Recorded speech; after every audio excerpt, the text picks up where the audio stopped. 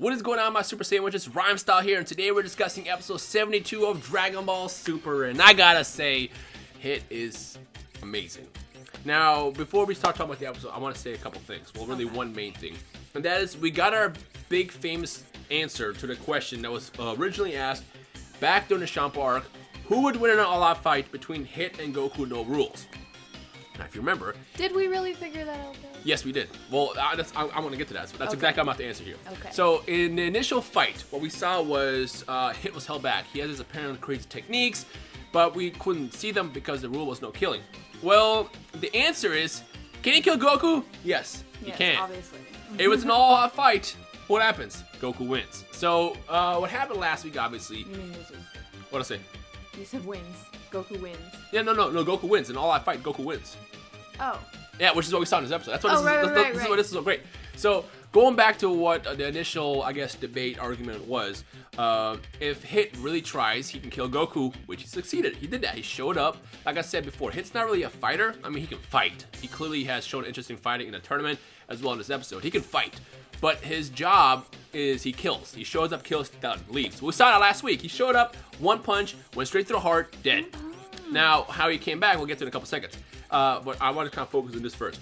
During the actual fighting aspect of it, Goku is so much of a genius that he can basically, what's the word? Adjust. Yes, adapt. Adapt, that's the word I want. He can adapt to the situation. We saw that last time when he fought in the tournament, when he adapted and learned how to counter a time skip. We saw it again here several times, and he even got to the point where he was able to beat Hit's ability. So in an all-out fight, Goku wins. However, if Hit wants to, he could kill him. Now, in the end of this episode, when they were actually fighting, there was actually moments where Hit had a chance to kill Goku, but he was all about fighting, kind of like fell into the same trap that Goku falls into. He wanted to just enjoy the fight, not really just kind of be in and out, and that's why he didn't actually kill him, which is cool, which shows character development. I love that. But overall, though, can Hit kill Goku? Yes. Can Goku beat Hit? Yes. It's kind of like an even answer. That's what really fits. So I love that that's answered. Now we can finally answer the age-old question. Now, first and foremost, I want to get to this because I know this is the question that popped out a lot. Can Goku Black beat Hit? The answer is no. The reason why is because, again, the only reason why Goku was able to come back is because he planned to revive himself with a shockwave, which is insane. Zamasu wouldn't think like that. If Hit arrives, he would not see Goku Black as a ally or a friend, like how Hit saw Goku. If Hit shows up against Goku Black, he'll kill and be done with it. If Goku Black does the same thing, Hit will come back, and this time he'll make sure that it kills him. He'll go for the heart, done. But what we saw between Hit and Goku was a relationship, a friendship developed, which is why it ended the way it ended. So can Hit kill Goku Black? The answer is yes. Can Goku Black kill Hit? Possibly. However, it won't be a fight because Hit will just go for the kill when he can, and that kind of is how I see that situation. I feel like by definition, what happened in this episode was like pure training. Yes. Because both parties didn't necessarily want to kill the other. Yes. But they were still battling. Yes, and I also like the fact that Hit has become, in a way, Goku's new rival, which made Vegeta jealous, but we'll talk about it in a second. Let's kind of recap the episode. So, first and foremost, now, when I saw this initially, I watched this episode like 3 times. I called BS. When I watched it Raw, because I was excited, I wanted to watch it Raw. When I watched the episode Raw when it aired live in Japan, I called BS. I was like, really? The dude fired a Ki Blast in the air, came back, hit him, comes back to life? That's BS. Now, that's not the first time we saw that. The very first time that I remember seeing that in Dragon Ball Super was when Frieza showed up. He gut checked, or he chest checked. I forget. Did he hit him in the chest or gut? Doesn't matter. He knocked out Gohan, stopped his heart. What did Piccolo do? He did a resuscitation where he sends a shockwave through his body to kind of help reset his heart. Or not reset his heart, but like start it again? Jumpstart. Jumpstart, basically. It's like a car. Yeah, like a battery. Jumpstart a car. Exactly. And that helped Gohan's heart start over, and then he got back on his feet. What Goku did is when he got hit in the last episode, no pun intended, he expected that, I guess at some point he realized, he could tell his body was failing, that he was about to, pass out. So he fired a Ki Blast up in the air. Now, normally, you could say Ki Blasts don't have that way in terms of gravity working, because every single key wave that we saw, keyword wave, we saw would just dissipate. The most famous one was the Final Flash, and basically any Kamehameha ever that flew out. You could always see it zoom out of the planet, and they showed a blast like go off the planet, and then it kind of dissipate. But this is a Ki Blast, where it's kind of like it's a ball, and Goku specifically fired it up just to have it come back and kind of be that shockwave. Now, it was probably experimental. I don't know if he knew that was going to bring him back, but he went for it. Like, this is all he knew. I'm going to go for it, which shows the brilliance in this man. Like, this is incredible. Like, that is that's something I would expect out of Piccolo or Vegeta. So I love seeing that. That shows Goku's That's true. growth. And then we get to the actual part where, you know, where we're at the beginning, where it's Piccolo, Goten, and Gohan. They're like, what the hell, man? Hit's an asshole. And Goku's all about, you know what, just let me have this one fight. You know, I saved, you know, even Piccolo says you saved the Earth so many times. I guess he can be selfish just one time, which is cool because Goku's character has always been selfish. Even Toriyama in an interview has mentioned that Goku was always selfish. It just, we couldn't really see that because the anime portrayed him more as a hero, but in our reality, he's a selfish character who just happens to do good things. He just cares about a good fight, which we really saw in action this episode. Now here's the rematch, and I loved this fight. First and foremost, we see Hit's abilities once again, and I am convinced that this episode was designed after Xenoverse 2 came out, because every move that we saw in Hit was what he used in this. He did the sledgehammer, or the part where he does the sledgehammer, which is like a really powerful attack in Xenoverse 2. He did Phantom Fist this week, as well as last week, which is the ability basically where you just kind of stay in place with your dodging moves. He also did the Fist Flash Crush, which is the ability he used where he sticks his hand out and fires the shockwave out. It's from Xenoverse 2. Now I can't tell if the Dragon Ball Super and Toei, the Dragon Ball Super team and Toei watched the Xenoverse 2 build and then they made this episode, or what happened, or if they got, you know, a heads up. From my understanding, Bandai and Dims, they don't get a heads up of what's going to be done in Dragon Ball Super. They kind of work off each other. If something happens in the show, they do it in the game. And I guess if they do something in the game, they do it in the show. Because we all remember that Final Kamehameha was never done in the anime format until Dragon Ball Super. So that was borrowed from the game. So it's kind of cool to see that crossover there. Okay, I have a question about the attacks. Go for it. When you said Hit goes like this and fires a shockwave, I have to wonder if that's actually a shockwave or if he's somehow like punching through the dimension, like the dimension of time or something like that. Yeah, I think that's what it is, honestly. Because you can see like this graph type of look on it. So the way the attack works in Xenoverse 2 is a counter attack where he poses and then he fires forward and then it goes through attacks. It does a lot of damage. It hits you really, really hard.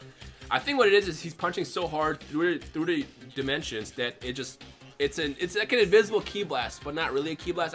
Like they called it an invisible ki blast, but it looks more like a shockwave to me. And the way I see it, this is like the perfect assassination move, because like the way I see it is if you do that to somebody, that triggers like technically a massive heart attack and kills somebody without evidence. And this is a perfect way to be an assassin. This is basically like having a death note, where it's like you kill someone without any, like literally heart attacks. But you kill somebody without any, without any like, evidence. And that's exactly what happens here. Although it doesn't trigger a heart attack, just when you do the autopsy, it would say, oh, this is a heart attack, this is what happened. Makes sense. Yeah. So apparently what Hit was doing is Hit's ability isn't necessarily a time skip where he it is, but not really. He's skipping. He's not stopping time, he's skipping time by creating a space where basically he goes invisible. It goes inside a space where everything's frozen, he's inside his space, and then that's basically how he's able to be invisible. However, the key is it's a space. And the way I understood it is that he takes time from this dimension and then creates another one all on his own. Like that's his dimension. So in theory, if he doesn't take time from something, he can't add it to his dimension. Exactly. So he needs a resource to add to it. So that dimension is not infinite unless he takes infinite time. Yep. So it can run out. That's interesting to me. You can see how powerful he is, though. Very powerful. We even see Goku shaking, and it's like, I'm shaking. Why? And Hit goes, you're shaking not because of excitement, but because out of fear. It's like, bruh. That was, first of all, a really dope line. I feel like Goku's never been afraid. No, he's never been afraid. And this is exactly what, this is a cool setup. Because the thing is, I said this to you before we started recording, Dragon Ball Z ends, and it's like, wow, Goku and Vegeta are so powerful, who's going to come against them? Now, in Dragon Ball Super, they introduced different kinds of villains. You know, they got gods, they got Hit, who's not necessarily stronger than Goku, but because of his unique abilities, he could kill Goku and be a threat. And that's what makes Super so exciting. It's like, it's not about being strong, it's just about who can win the fight. And something else that Hit does is he can attack through his time skip, essentially. His Phantom Fist, basically, what he was doing. I like to call it a Phantom Fist because that's what it's called in Xenoverse 2.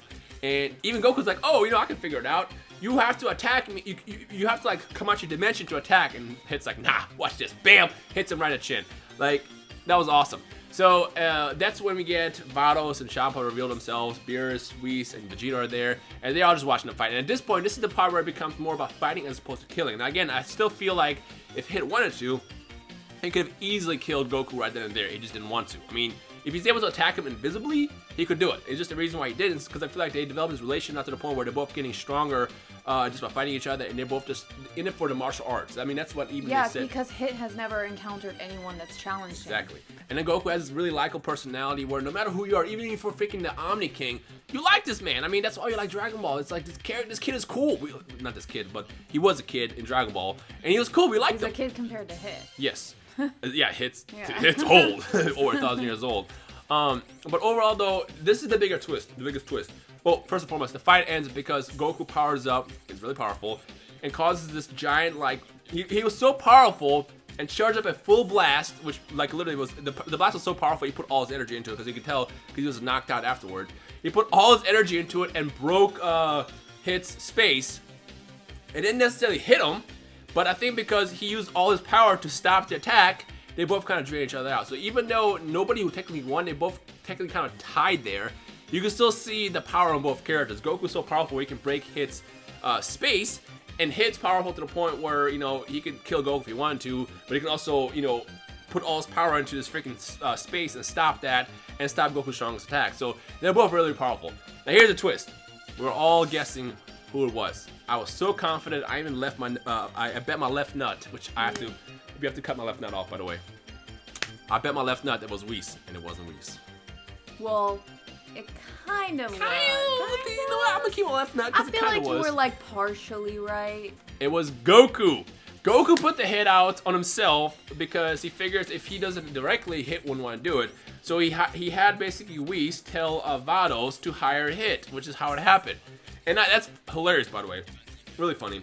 And two, it's cool because, like, it allowed them to basically fight with no limits. And like I said, we got to see what Hit can do when he has no, I guess, you know, walls behind him or any rules. He killed Goku. But we also watched Goku overcome Hit's ability. And like I said, if Goku and Hit fight for real, Goku can win. We saw that. However, if Hit wants to kill Goku, he can't. So it's kind of like we got the question answered. And it was a really fun in-between episode filler arc thingy that we can enjoy as we get ready to go into this Omniversal tournament. Which, by the way, he's going to be in the tournament. Hit is definitely going to be in the tournament. I was kind of worried they might not bring him back. But even Champa says, like, oh, you picked the great assassin for this. He's going to be amazing in the tournament. Which is going to be, he's probably going to be my favorite character. I still feel like Frost would not be in it because he's on the run. He's on the run, number one. I mean, if Vados won the final, she probably could, and they might force him. Who knows? Yeah, but he's also like not strong. He's also not really strong. He's kind of a scumbag. And the only reason why Frost was hired was because he's a scumbag. Yeah. This is a real tournament where if you lose, there goes the universe. So this is more strict. But I did like the joke at the end when Chi-Chi shows up. And she's like, "Who hired you? Who would hire to kill you?" I'm actually with that scumbag Frost. It's like, yeah, haha. Don't tell him that was me. I did it. I just want to fight him. So yeah, that was cool. Yeah. Anyways, so in the comment section below, let us know your thoughts on episode 72 of Dragon Ball Super, as well as your overall thoughts of just Hit, Goku, and everything that went down. Any questions that might have came out of this, just drop it down below. But for now, we have to wait 2 weeks because next week is a break. Oh. Yep, next week is a break for New Year's. Give the Toei team a break. After that, I'm not honestly excited because we have a in-between lighthearted episode of Gohan shooting a movie. He's playing a stuntman in his own movie, which is kind of funny. So it'll be a hilarious episode.